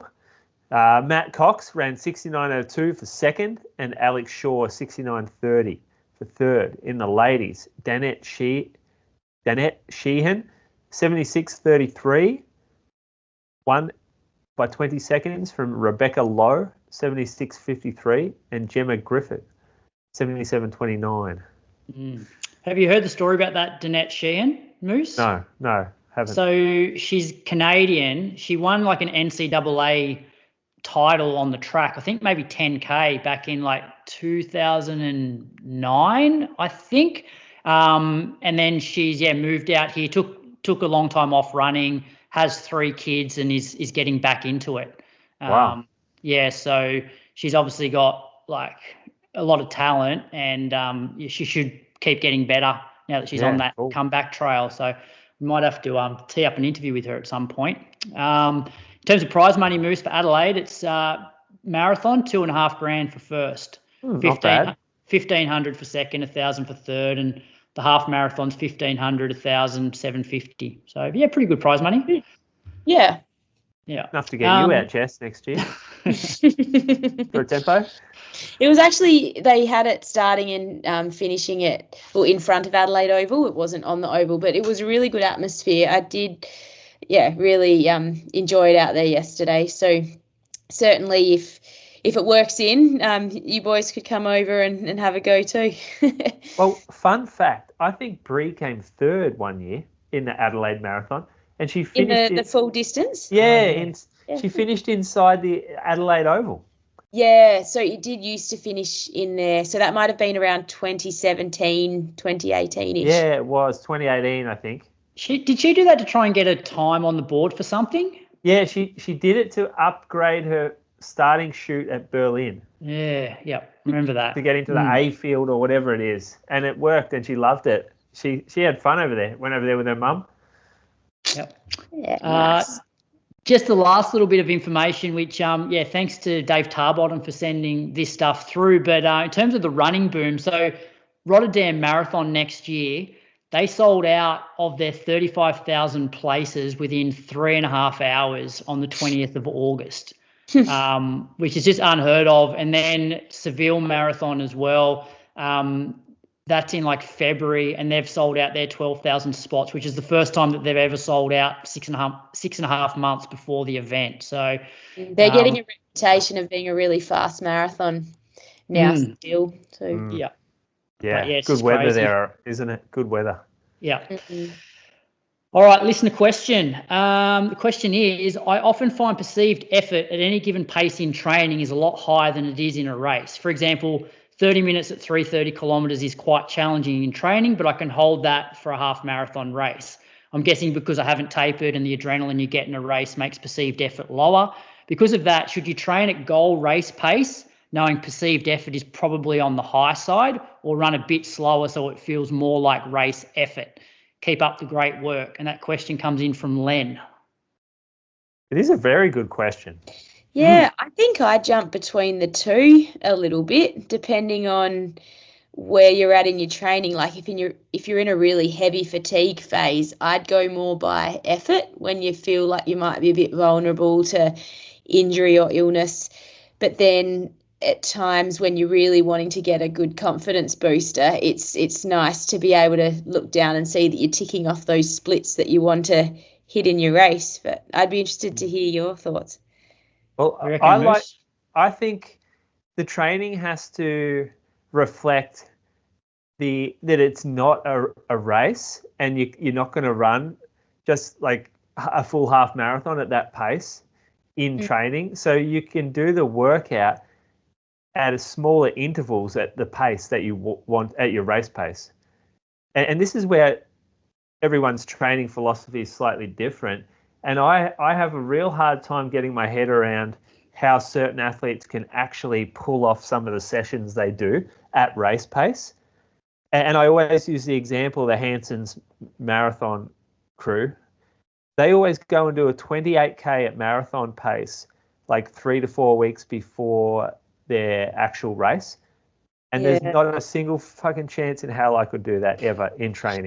I think, though, that they would be treating that like a race. I assume they're seeking out a really flat course, probably morning when it's nice and cool. They'd be doing their fueling. Something my coach Adam always says to me is, it's a windy day today, or it's uneven terrain. Like, you've got to account for that, because say you're trying to run that marathon time on a flat, fast course, your training conditions might not be like that. So you do have to, take off a few seconds to account, or add a few seconds, to account for that. Yeah, okay. So could you run 28K at marathon effort in training? I think if I did, that could be my race right there. Like, I don't know if I'd actually be able to run my best race a few weeks later. That's a hard effort. Me too. I can do 18K. I've done that in training before, and I found it very difficult. And at one time I did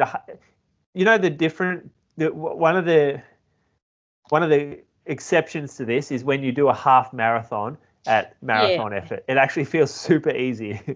But that comes back to sort of the question here, where if you're in a race environment, everything always feels easier than it does if you're just going down to like your local area to train, and there's absolutely, like, a Friday morning, there's no adrenaline, there's no people around. You haven't tapered.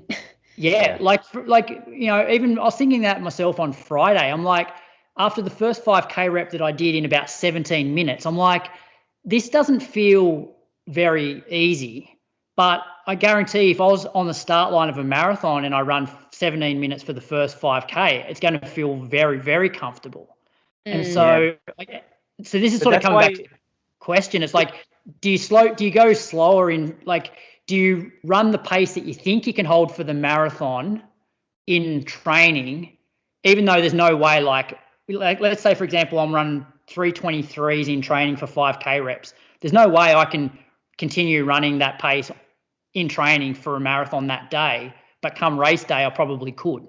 Yeah, but that's why you're breaking it into intervals, because it is training, I still find the perceived effort feels a lot harder than marathon effort when I'm doing that, even in training. Well, we don't know what your marathon pace is yet. You're in training. You might come out and run 2 hours 30, and we're like, oh, well, you're just going too hard. Well, an example. It can be really daunting when you do think this is the marathon pace I want to target. Like I often feel like the marathon pace for a shorter interval feels, really difficult, and it makes me nervous thinking I've got to try and run this for 42.195 Ks continuously. So sometimes if you really are just wanting to target marathon pace in your session, you have to really just block out of your mind that it's a pace that you're going to try and sustain for that length of time. But you're generally in these longer marathon sessions, Jess, you're trying to hit the goal marathon pace, even though on the day in training the perceived effort feels a bit higher than that, as opposed to running a bit slower that feels more like race effort. Sometimes, it will depend on the day and the conditions and what phase of training I'm in. But, Adam will go between saying race effort or race pace. Yeah. You know what else is different is a lot of people do longer, these interval sessions after extended warm-ups lately. It's a bit of a trend. Like I did it on the weekend too, by 25 minutes after 90 warm-up. And Brady does it a lot too. I think you're probably going to do it, are you, Croaks, at some point? Yeah, I'm going to do like a 10K marathon pace at the end, like after 90 minutes or something. Yeah. Yeah, and that can also play into like your mental stuff, because you don't really account for that longer warm-up area as you're doing your intervals, because you might go out and run 3:25s and you're like, oh, this feels really hard. And another trap is looking at your heart rate. Because this was the exact example on the weekend. I was looking at my heart rate a lot, thinking this is too high for me to be running at marathon effort. Like I'm at my threshold. So this is clearly not marathon effort. But I was also at 33-kilometer mark into the run. And I don't think that anyone would be running a marathon without their heart rate being around threshold 33 to 34 kilometers into the marathon. So you can't look at it like you're fresh off the blocks in terms of the heart rate either. There's got to be some flexibility there. Yeah, and I think that's also like you're going into a lot of these sessions, especially if you're training for a marathon, and like you've often done like potentially a midweek long run on like the Wednesday, and then you're going into a longer session on the Friday. So that fatigue's going to be in your legs. So that first 5K rep's not going to be, fresh as you are on race day. Yeah. And I think if you feel like you're overreaching, you just have to modify it in the moment and just say, okay, it's going to be marathon effort rather than that target pace today. That's a good point, Jess. I think the main thing, however you train, you don't want these sessions to be absolutely all out. You cannot run any further. Yeah. But, yeah. Good chat. Moose, got a Moose on the loose this week? I'm going to rehash one here just because it continues to pop up, and it's almost as if that not everyone listens to this podcast, and so they don't know. So I'm going to just keep saying this and say it over and over and over. But your Strava PB and your Strava time for the marathon that you run or the 5K or the 10K is not your actual race result. And please stop claiming it as your PB. Please stop cropping your run for it. Your race result is your race result, especially at these bigger marathons and these bigger events. Yeah. You can't go off marathon PB. The course is going to run a bit long. Don't worry about it. You're not running the tangents. The course is being measured properly. Forget about it. Your race results matters, not your Strava PB or whatever. I've just had enough of it. It's just every week people wind me up. They send me all their mates, not their mates, but people they see. They're like, this. Check this guy out. Check this lady out. And it just drives me insane. And you know what I need? And I'm going to give it away now. Now everyone is going to know it when I do it. But I'm going to make a troll account on Strava.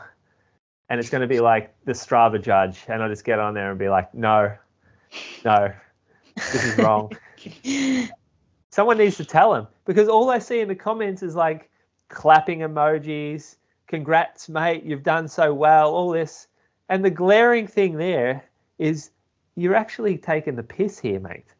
Like, that's not your time. Forget about that.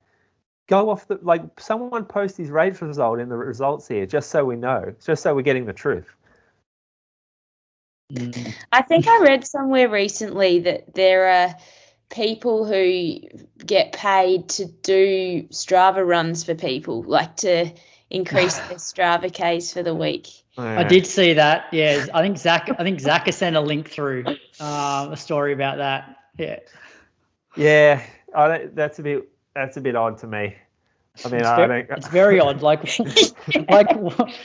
what? Yeah, like who actually looks at somebody else's Strava and cares that they've actually run that many kilometers? Like, yeah. Is anyone impressed with running? I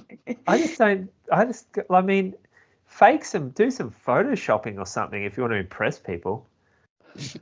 Like, be a good surfer or go skydiving or do something cool, not running. When you were growing up, Croaks, running was not getting girls. I can guarantee you that. No. And that's all you did too. So you weren't getting girls. No, I didn't start running till pretty much end of high school. Oh, you had a glory period then before that. No, the girls are all looking for who's kicking 11. Absolutely, they are. Yeah, Division 4 under 14s. Gave 2 away too that day. Oh. I never Mate, forget myself. Who rocks up to watch a 4th grade game of kids? Our mums. Yeah. And even then, they wish they were somewhere else. All right. I think we're wrapping it up. So what's coming up? We've got a few things over the next week. We've got World Juniors kicking off tomorrow. So that runs from the 27th to the 31st of August. And a couple of standouts for us, Claudia Hollingsworth and Peyton Craig. They're in action on day one. And interesting enough, the Kenyan squad has been subjected to an enhanced scrutiny ahead of this event. And it's due to allegations of several athletes presenting inaccurate dates of birth to be allowed to unfairly participate in junior races. So, they cracked down on that this year. Yeah. Well, how are they going to do that? Well, I don't know, because there's always been these rumours of, like even someone like Kipchoge, what is he, 38? But everyone's like, oh, he's probably like 42.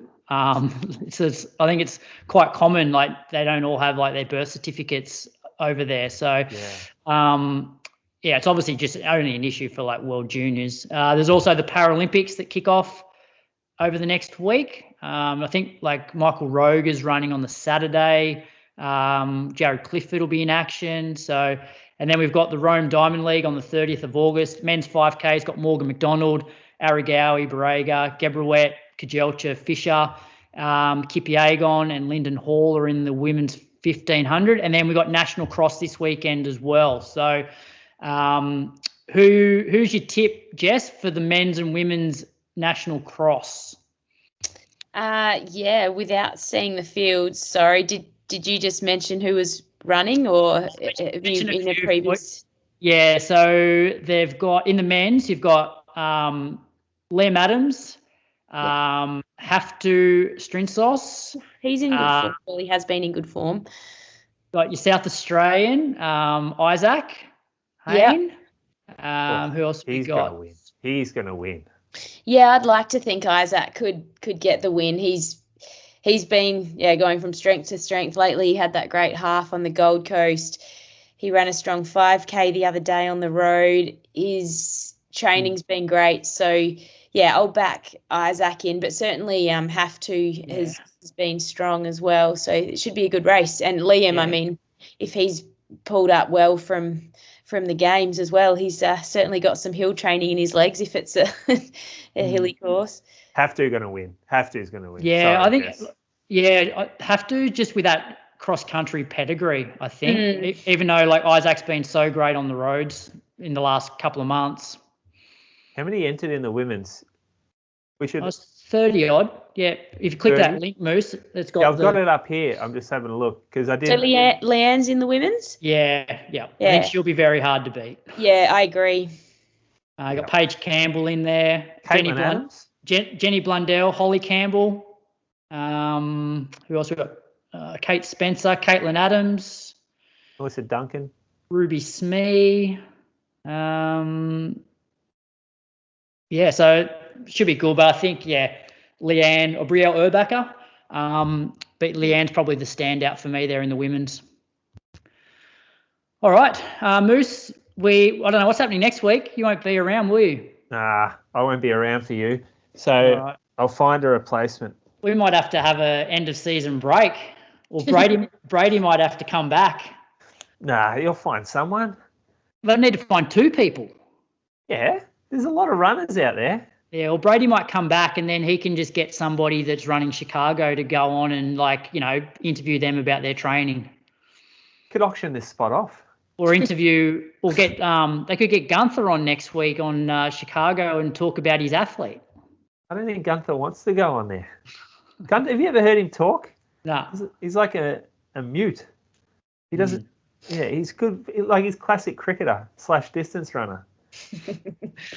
All right, we're going to wrap this up. Being on for about 2 hours. Jess, thank you so much for your time tonight.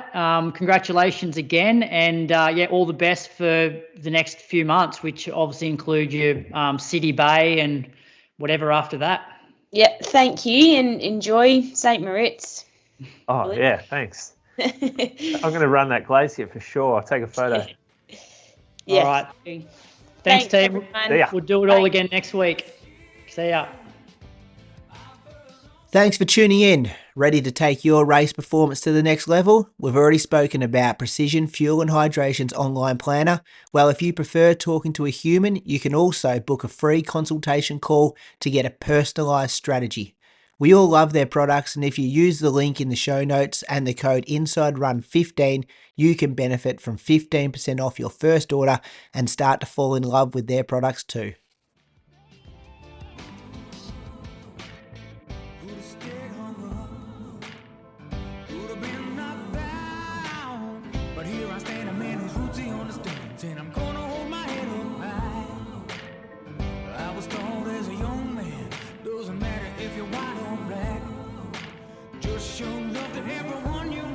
Doesn't matter if it don't come back.